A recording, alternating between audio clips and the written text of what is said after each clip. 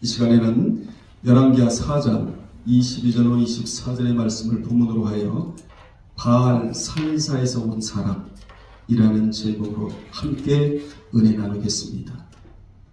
본문은 어려운 환경 가운데서도 성도의 직분을 감당하려고 하나님의 사람인 엘리사를 찾아와 자신이 농사지은 처음 익은 열매를 엘리야에게 드린 내용입니다. 당시 엘리사는 엘리야가 아니고 엘리사. 당시 엘리사는 하나님을 상징하는 인물이에요. 그래서 엘리사에게 드린 것이 아니고 사실은 누구에게 드린 거죠? 하나님에게 드린 거예요. 마음, 뜻, 정성, 성품, 목숨, 이것이 하나님께 드려야 할 품목이거든요. 품격 있는 언어도 우리가 하나님께 드려야 돼요. 오늘 기도처럼. 이 품격 있는 언어가 뭐냐? 긍정 언어라고 그래. 긍정 언어. 부정 언어는 품격에서 떨어지는 언어, 사탄의 언어거든요. 그런 사람에게 심는 것은 곧 하나님에게서 받는다는 원리를 알았던 자예요. 여러분이 앞으로 교회에 올 때마다 바알 살사에서 온 사람 같이 그렇게 와야 돼요. 아멘. 우리 예일교회 성도들은 하나같이 바알 살사에서 온 분임을 저는 확신합니다. 앞으로 누가 여러분에게 어디서 왔어요? 이렇게 묻거든. 예, 어디서 왔다? 바알 살사에서 왔습니다. 이렇게 여러분이 의미를 두고 대답할 줄 알아야 돼.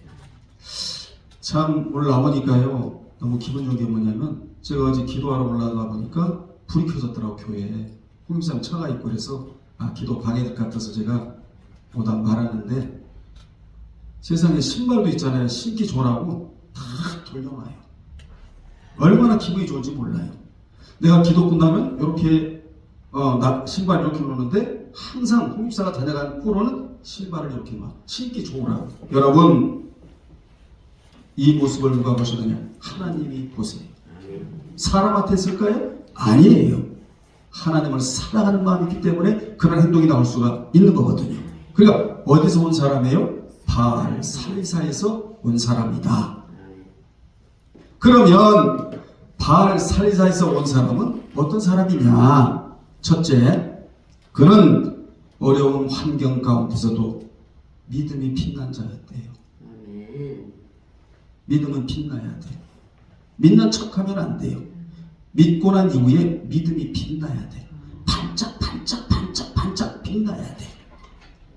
이 한 사람이 엘리사와 선지 생도들이 있는 길갈로 올 수밖에 없는 이유가 있어요. 왜 바알 살사에서 길갈로 왔느냐? 온 이유가 있어요. 이게 배경을 알아야 돼.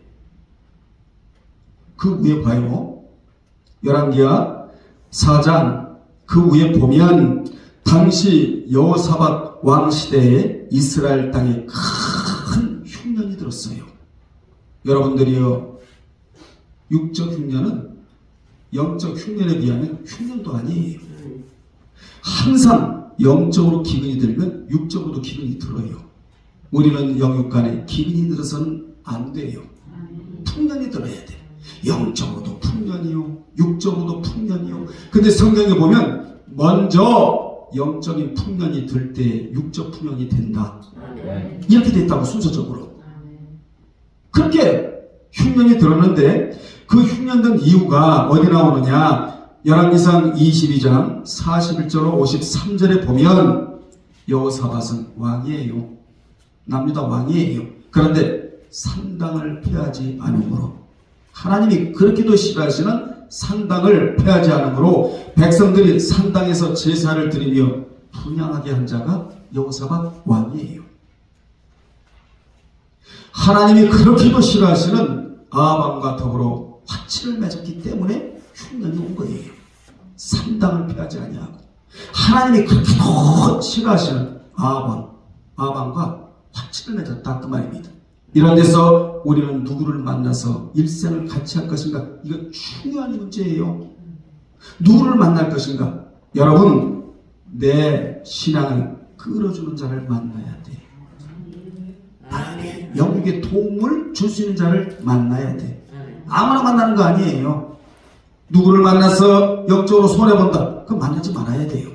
그런데 저 사람을 만나서 내 영역이 도움이 된다, 특히 영적인 신앙을 끌어주는 역할을 한다, 그 사람은 만날 자예요. 여러분 곁에 그런 사람들이 있기를 주의 이름으로 축원합니다.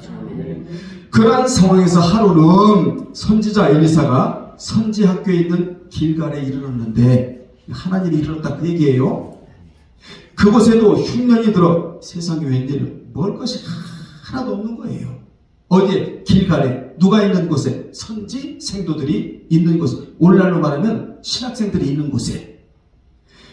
그러자 엘리사는 자기 사환에게 선지자의 제자들을 위하여 국을 끓이라, 이렇게 지시를 했어요. 국을 끓이라고. 그러자 한 사람이 채소를 캐러 들에 나가 들포도 덩굴을 만나 그곳에서 들호박을 따서 옷자락에 채워 가지고 돌아와 이렇게 썰어 가지고 국 끓이는 솥에 집어 넣었다고 구이 나오죠. 이에 퍼다가 무리에게 주어 먹게 하였더니, 이게 웬일이에요? 무리가 국을 먹다가 막 외쳐대는 거예요.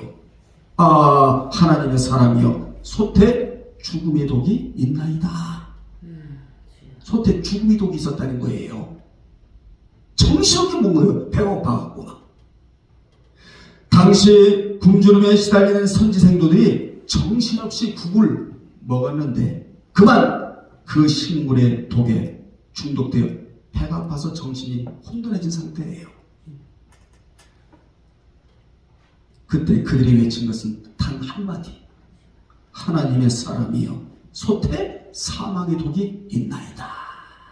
이렇게 외쳐댑니다. 엘리사를 향하여 이렇게 부르짖었어요.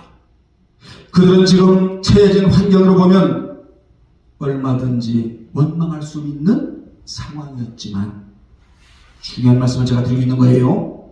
위대한 하나님의 사람인 엘리사로부터 신앙 교육을 너무나 잘 받았기 때문에 원망하지 아니하고 부르짖음을 선택했다는 것입니다. 얼마든지 지금 원망할 수 있는 상황이에요. 여러분 같으면 이 상황에 어떻게 하시겠습니까?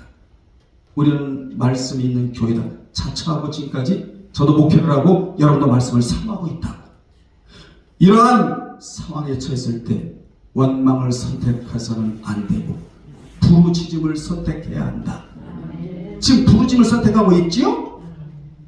그들은 원망에서 해결될 것은 하나도 없다, 이걸 알았단 말이에요. 그래서 원망 대신 엘리사를 향하여 부르짖었다. 즉 하나님 앞에서 하나님께 부르짖었다. 그들은 굶주림과 더불어 사망의 독에서 구해줄 것을 간구했다, 그 말입니다. 그러자 엘리사가 가루를 가져오라고 지시하면서 그 가루가 나오죠? 그 가루를 어디다 넣어라? 솥에 넣어라. 그리고 퍼다가 먹게 하라고 지시한 대로 순종하자 솥 가운데 가득했던 독이 그냥 없어져 버려요. 하나님의 응답은 깨끗합니다. 지저분하지 않아요. 깨끗해. 하나님의 역사하시면 곧 요디스. 하나님은요 지치지 않으시고 하나님 딜을 아시게 그 자리가 바로 응답받는 자리요, 그 자리가 바로 치유받는 자리요, 그 자리가 바로 해결받는 자리라는 겁니다. 바로 없어져 버려요. 뭐가? 독이. 여기 가루는 왜 가루가 나오느냐? 사망의 독을 제거하시는 예수 그리스도를 상징하는 겁니다. 인생은 죽음의 문제도 예수 그리스도가 가지고 계시고, 아멘. 좀 크게 봐요. 독이 있는 들포도 덩굴과 들호박, 돌감나무 같은 방의 세력과 영적으로 살려고 몸부림치는 나에게 가루를 넣어주신 분이 우리 예수님이시다, 이 교훈을 주고 있는 겁니다. 여러분 곁에는 가루가 있습니다. 그게 뭔 줄 아십니까? 진리, 말씀, 성령님, 그분이 옆에 계신다는 거야. 힘들고 그럴 때마다 나에게 뭐가 있다? 가루가 있다. 사망의 독에서 완전히 제어해 줄 수 있는 가루가 나에게 있다. 그게 한마디로 말하면 믿음이라는 거예요. 어디서부터 와야? 바알 사리사에서 와야. 아멘. 이걸 목격하는 거야. 체험하는 거예요. 우리에게는 이 가루가 있기에 사망의 독이 빠져나가요. 사망의 독이 빠져나가야 생명이 다가오기 시작해요. 그래야 생명신앙으로 가는 거예요. 당시에 바알 사리사에서 온 사람은 위와 같은 환경을 너무나 잘 알고 있었기에 처음 만든 보리떡 20개와 오늘 본문이에요. 자루에 담은 채소를 가지고 지금 누구를 만나러 오는 거예요? 엘리사를 만나러 오는 거예요. 이게 배경이에요. 배경 충분히 이해하셨죠? 두 번째, 그는 그 어려운 환경에서도 말씀을 지키는 자였다. 여러분 이거 대단한 거 아닙니까? 지금 말씀 지킬 수 있는 상황이고 환경인가요? 아니에요. 말씀을 지키는 자였다. 어디 말씀을? 레위기 23장 10절과 14절의 말씀을 생명처럼 여기고 그 말씀을 지키는 자였다는 것입니다. 레위기 23장 10절에 보면 이스라엘 자손에게 말하 이르라 너희는 내가 너희에게 주는 땅에 들어가서 너희의 곡식을 거둘 때에 너희의 첫 이삭 그 말이야. 첫 이삭 한 달을 제사장에게로 가져갈 것이요. 농사를 져서 첫 번째 익은 열매를 누구에게 드리는 거예요? 지금 여호와께 드리는 거예요. 이 얼마나 위대한 신앙입니까? 여러분 말씀을 지키는 신앙이 위대한 신앙입니다. 알고만 있는 신앙은 저급한 신앙이거든요. 또 예레미야 23장 14절에 보면 너희는 너희 하나님께 예물을 가져오는 그날까지 떡이든지 볶은 곡식이든지 생 이삭이든지 먹지 말지니 이는 너희가 거주하는 각처에서 대대로 지킬 영원한 규례니라. 영원한 규례니라. 이 말씀을 지킨 자가 바알 살리사에서 온 한 사람이라는 것입니다. 그는 가나안 땅에서 농사하여 곡식을 거두면 제일 먼저 프로톤 최우선적으로 곡식단을 하나님께 바쳐야 하는 것은 대대로 지켜야 할 영원한 규례니라. 이 말씀을 묵상하고 있다가 세상에 길 가리는 선생도들이 멀 것이어서 배가 고파서 흉년이 들어서 어쩔 수 없는 그런 환경에 처하자 이 말씀을 꺼내서 사용한 자가 바알 살리사에서 온 한 사람이었다. 이 자가 누가 돼야 된다? 내가 돼야 된다. 내가 돼야 된다. 그래서 추수한 곡식으로 만든 떡과 채소를 선지자께 가져온 거예요. 우리는 본문에서 그 어둠의 환경을 뚫고 한 줄기 아름다운 신앙의 빛을 여러분 지금 보고 있는 거예요. 그는 레위기 23장 10절 14절의 말씀도 지켰고 잠언 19장 17절에 가난한 자를 불쌍히 여기는 것은 여호와께 꾸이는 것이니 우리 성경에는 여호와께 꾸이는 것이니 이렇게 기록됐지만 의역을 해야 돼. 여호와께 꾸어 드리는 것이니 그 선행을 갚아 주시리라. 이 말씀이 믿어진 거예요. 그래서 나는 말씀을 지키고 보겠다. 그러면 하나님이 뒷감당은 해 주실 것이다. 그렇습니다. 다니엘이 말씀 지키니까 하나님이 뒷감당을 해주셨고 다니엘의 세 친구들의 말씀을 지키니까 하나님이 뒷감당을 해주셨어요. 여러분도 마찬가지입니다. 말씀 지키기 어려운 이 시대에 하나님의 생명의 말씀을 순종해 보십시오. 하나님이 뒷감당을 다 해주세요. 아멘. 세 번째, 그는 어려운 환경에서도 하나님께 인정받는 자였다. 사람에게 인정받는 것도 중요하지만 위대하신 하나님께 인정받는 자였대요. 여러분도요, 하나님이 인정해 주신 자가 누군 줄 아십니까? 말씀을 지킬 수 없는 상황에 지키는 자. 저는 여러분들이 전부 다 하나님 앞에 인정받는 자가 되길 원해요.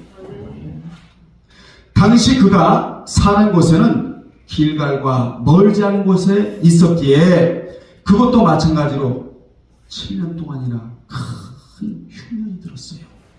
누가 사는 지역에도 바알 살리사가 사는 지역에도. 열왕기하 8장 1절에 보면 자세히 나와요. 길갈에도 7년 동안 큰 흉년이 들었었고 거기서 멀지 않은 거리에 있는 바알 살리사에 사는 한 사람 그 지역에도 큰 흉년이 들었었다. 몇 년 동안? 7년 동안이라. 그래서 그는 이러한 흉년으로 인해 소출이 적었기 때문에 적은 분량을 가져왔어요.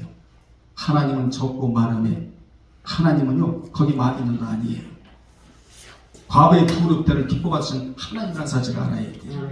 그래서 아주 적은 분량을 가지고 온 거예요. 여기서 우리가 깊이 생각할 것이 있어요.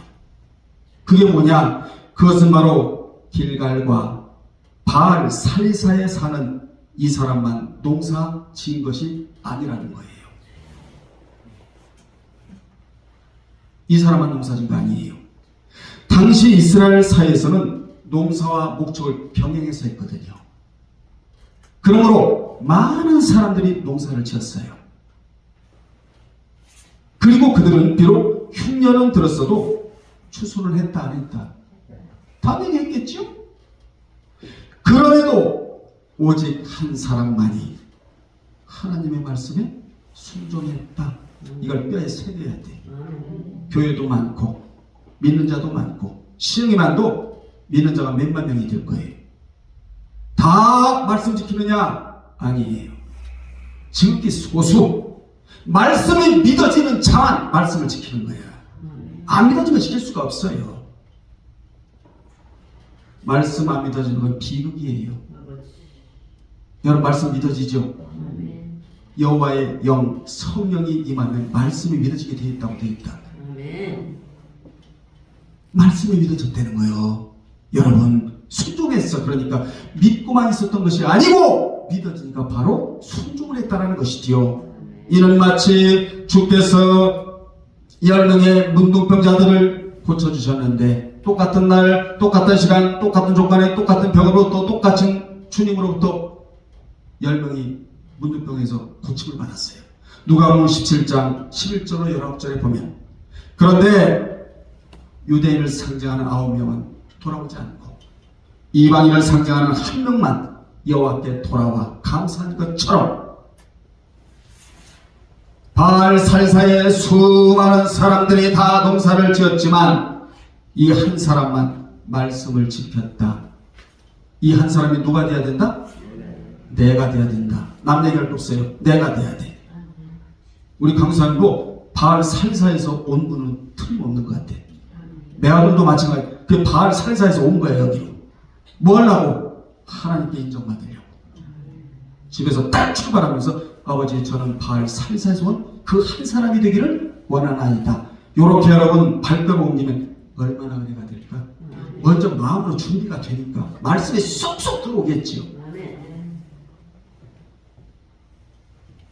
그래서 본문에서 이 사건을 소개하는 것은 단순히 엘리사의 이적만을 다루기 위함이 아니고 여기에는 선지학교의 첫 소산을 바친 농부의 신실한 신앙을 소개하려는 데 있다.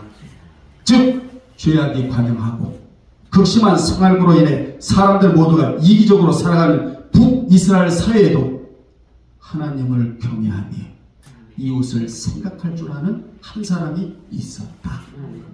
그 자가 누가 돼야 된다? 내가 돼야 된다.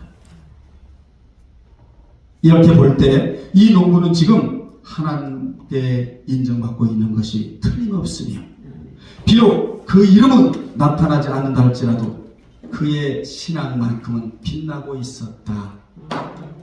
아멘. 여러분 생각해 보세요. 그렇게 흉년든 상황에서 자신 것이 아깝지 않은 사람이 누가 있겠는가? 그런데 그는 먼저 그의 나라와 그의 의를 추구하는 삶을 살아간 자의 모형이다. 마태복음 6장 33절에 그의 나라와 하나님의 나라와 그 행위를 추구하고 살면 의식주 문제는 구하지 말아라. 왜냐? 더함의 역사가 있으니까. 이 말씀을 순종했다는 거예요. 이와 같이 극한 어려움과 곤란 중에도 성도의 도리와 본분을 다하는 사람이 하나님께 참된 성도로 인정받게 된다는 것입니다. 아멘. 예수님은 가난한 과부의 둘의 돈이 부한 자들의 풍성한 힘으로다 같이 있다고 이렇게 말씀해 주셨어요. 마가복음 12장 42절로 나오잖아요. 참 이걸 다 할 수는 없고, 또한 극심한 궁핍 속에서도 성도의 본분을 다한 서머나 교회 생명의 멸관을 주겠다고 주님이 칭찬해 주셨고, 또한 적은 능력을 가지고도 본분을 다한 필라델피아 교회를 주님이 칭찬해 주셨으며, 사도 바울은 마게도냐 교회들이 극한 가난 속에서도 예루살렘 교회를 돕는 헌금을, 연보를 지나도록 한 일에 대해서 그 교회를 귀감 삼으라고 그렇게 칭찬해 주었으며, 한두 군데 칭찬한 그런 부분이 있는 게 아니에요. 여러분 주께로부터 칭찬받는 분들이 되시기를 바랍니다. 난세에 충신이 나온다는 말이 있듯이 어느 시대보다 지금은 꼭 난세 같은 시대예요. 죄악이 관영하고 불법이 횡행하고 사람이 식어져가는 이 시대 속에서 나는 누가 되어야 된다? 바알 살사에서 온 이 한 사람이 되어야 된다. 아멘. 그렇습니다. 본문에 나오는 한 농부가 같이 그 어려움 속에서도 그 성도의 본분을 다하려고 노력하는 참된 성도가 여러분이 되어야 한다. 일한 자들 때문에 하나님의 나라가 이루어지고 하나님의 교회가 든든히 서가게 되는 거예요. 여러분 마태 13장 22절에 보면 주님이 이렇게 말씀하셨습니다. 경제적인 어려움 때문에 자기의 산만을 걱정하는 사람은 신앙의 참된 열매를 맺을 수가 없다고. 그게 바로 가시떨기에 뿌리였다 말씀을. 심령, 가시떨기라는 심령에 뿌리였다 말씀을. 그런데 말씀은 들으나 세상의 염려와 재리의 유혹에 말씀이 막혀 결실치 못하는 자다. 이런 걸 다 초월한 자다 이 말이에요. 네 번째, 따라서 그는 근심이나 염려를 앞세우지 않고 신앙을 앞세운 자였다. 이라는 말씀에서 여러분도 근심이나 염려를 앞세우지 말고 신앙을 앞세우고 살아가시기를 바랍니다. 문제 때문에 신앙을 뒤로 놓으면 안 되고, 문제 앞에 신앙을 놓아야 그 문제가 눈 녹듯이 녹아버려요. 그 문제가 해결이 되는 거예요. 그래야 문제도 해결되고 주께서 필요한 모든 삶의 필요한 것들을 다 공급받게 되는 거예요. 여러분이 잘 아는 요엘 아시죠? 요엘 선지자 아시죠? 이 요엘 선지자가 예언할 때 그 당시에 세상에 우상숭배가 만연돼 있었어요. 꽉 채워졌어. 나라의 우상숭배가. 그래서 하나님은 유다 민족에게 메뚜기 재앙을 내리겠다. 메뚜기 재앙 싹 쓸어버려요. 여러분 메뚜기가 출몰하면 남는 게 없습니다. 막대까지 다 먹어버려요. 그런 가운데서도 요엘은 절대로 육적인 근심을 앞세우지 않고 어떻게 하면 이 백성들에게 하나님의 입에서 나오는 생명의 말씀을 주므로 육적 근심을 뒤에다 놓고 신앙적 근심, 생명적 근심, 어떻게 하면 하나님 뜻대로 살아갈 것인가 돼 그 마음을 심어주고자 몸부림친 자가 요엘 선지자예요. 한쪽에 어마어마한 덩어리는 근심. 요엘은 난 근심할 자가 아니다. 왜요? 나는 하나님의 말씀을 전하라는 사명을 받은 자인데 나는 근심 이런 거 안 하겠다. 이 한 사람이 있었다는 거예요. 그 요엘이 이렇게 예언합니다. 성령을 통하여 자녀들은 예언을 하며. 여러분 예언한다는 말이 뭐예요? 여러분이 말씀을 듣는다는 게 오늘날에 말씀을 본다는 거예요. 말씀을 읽는다는 거예요. 그런 사람은 근심이 없어요. 절대 신앙생활하면서 근심을 앞세우지 마세요. 뭘 앞세우라? 신앙을 앞세우라. 그럼 근심은 녹아버려요. 자녀들은 예언을 하며 늙은이는 꿈을 꾸고 젊은이는 환상을 보게 될 것이라고 육적 근심 요만큼도 갖지 않고 지금 예언을 하는 거라. 엄청난 한 덩어리는 근심이 앞을 가리웠는데 이 한 분은 메뚜기의 근심이 전혀 없이 하나님의 영감을 받아 예언함으로써 이 예언이 사도행전 2장이 오순절의 마가의 다락방에 성령이 임한 것으로 성취가 되는 거예요. 사랑하는 여러분들이요, 성령이 임하면 권능을 받고, 아멘. 누구에게? 근심이 없는 자에게. 많은 사람들이 신앙생활 한다 하면서도 근심을 앞설 때가 너무나 많다. 안 돼요.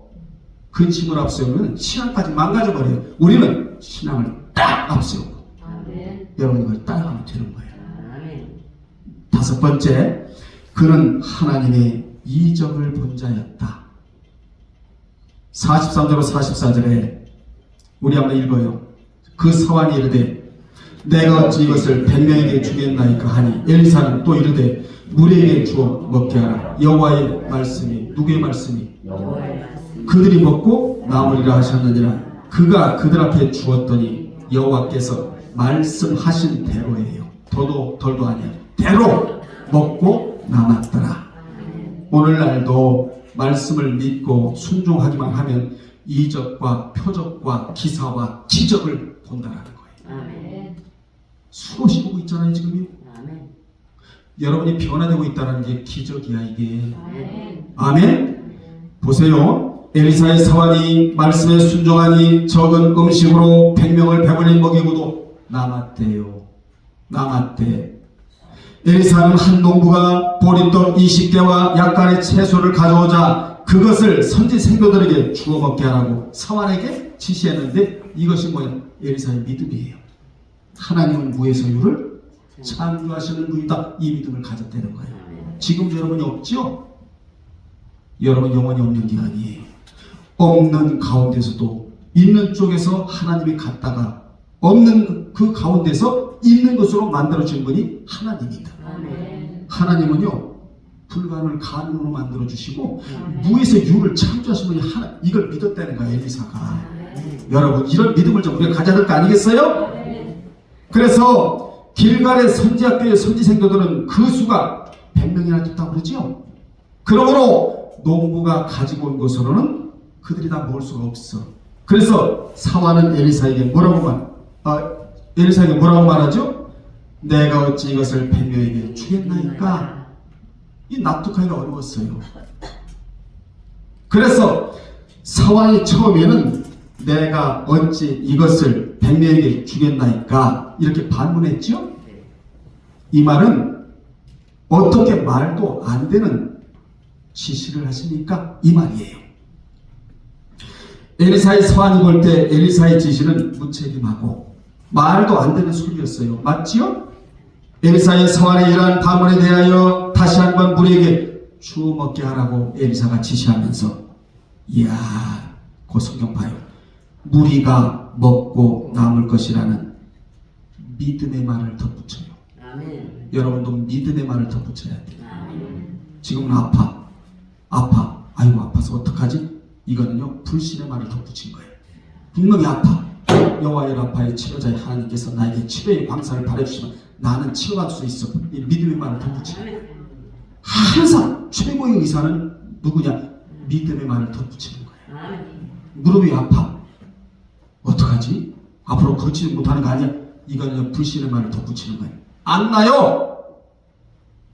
항상 우리 믿음의 말을 덧붙일 줄 알아야 돼. 나는 나의 힘으로는 안 나. 하나님의 능력이, 치유의 능력이, 치유의 물질이 스며들어오면 나는 나을 수 있어.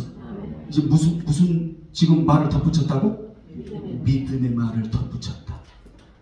중요하죠? 엘리사의 능력에 대하여 전혀 믿지 못한 사람이라면 이러한 지시에 결코 순종할 수 없었겠지만 그 사환은 엘리사 곁에서 엘리사가 행하는 많은 이적들을 지금까지 보았어요. 여러분 수렘 여인의 아들이 죽었다가 살아나는 이적 보았죠? 엘리사가 다시 지시하자 그동안에 이적을 본 것을 이 자리에서 깨닫고 그의 말에 순종을 했어요. 사환이. 그 결과 기독교는 결과의 종교입니다. 그 결과 엘리사의 말대로 선지 생도들이 다 먹고 남는 이적이 일어났다. 확실하죠, 여러분? 이적이 굉장히 많이 나와요. 여러분이 성경을 통해서 이제 앞으로 깨달을 텐데, 우리는 바알 살사에서 온 한 사람처럼 말씀을 지킬 수 없는 환경에서도 지켜내어 이 믿음이 빛나는 자가 되고 하나님께 인정받고 근심이나 염려를 앞세우지 말고 신앙을 앞세우고 살아가는 주인공들이 되어야 한다. 이 자가 누구냐? 그리스도와 합한 자예요. 중요한 말씀을 드리니까 귀담아 들으세요. 그리스도와 합한 자, 그리스도의 영과 합한 그분과 한 몸이 된 자.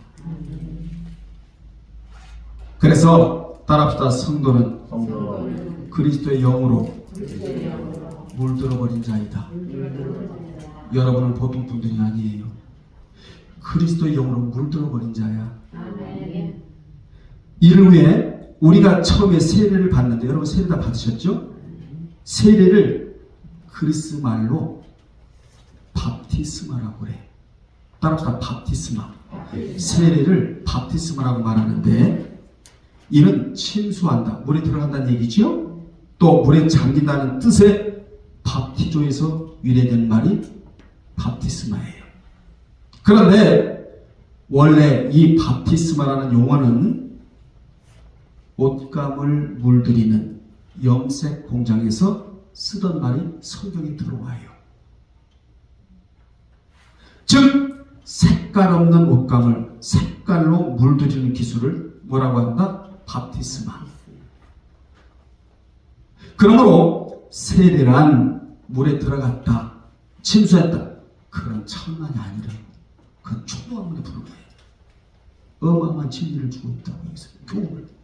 세례란 나와 그리스도가 완전히 달라붙어 그리스도의 영으로 물들어버린 상태를 세례라고 한다.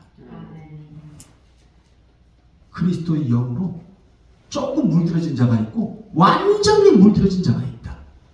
여러분은 그리스도의 영으로 완전히 물들어 버린 자가 되어야 한다. 아멘. 이는 마치 엘리사가 수넴 여인의 아들이 죽었을 때 열왕기하 4장 34절에서 그 아이 위에 올라 뭐하고? 엎드리고 한 몸이 됐죠. 그냥 역사가 일어나는 거 아니에요. 그냥 죽은 아이가 살아나는 게 아니라 그리스도의 영으로 물들여 버린 자이다. 누가? 엘리사가. 사랑하는 여러분들이요, 오늘 다 말씀 기억하지 않아도 괜찮아요. 나는 오늘부터 그리스도 영으로 물들여 버린 자가 되어야겠다. 바란 자가 아니야. 완전히 물들어야 되는 거야. 말씀으로 완전히 물들어야 되는 거야. 그리스도 영으로. 이게 엘리사였다고. 그러니까 믿음의 말을 전부 다 덧붙이잖아. 우리 교회에서는 안 된다, 못하겠다 이런 말 어떻게 해요? 아프다 이런 것도 하지 마. 믿음이 없다라는 증거야. 안 되는 게 뭐가 있어? 하나님 넣지 못할 일 없다는데. 못하실 게 없대잖아요. 하잖아. 오늘 본문에 하잖아요. 하나님 안 하세요? 하잖아 지금. 왜 불신의 말을 덧붙이냐고. 이 바쁜 시대에. 그 아이 위에 올라 뭐하고? 엎드리고. 뭘 얘기해 주는 거야? 그리스도의 영으로 하나가 되었다, 물들어 있었다, 이 얘기를 좀 해주는 거 아니에요? 또 자기 입을 그 아이의 입에 대고, 또 자기 눈을 그 아이의 눈에 대고. 열왕기하 4장 34절을 지금 얘기하고 있는 거예요. 자기 손을 그 아이 손에 대고 그의 몸에 엎드리자. 이게 웬일입니까? 그 아이의 살이 차차 따뜻해져 결국 살았다.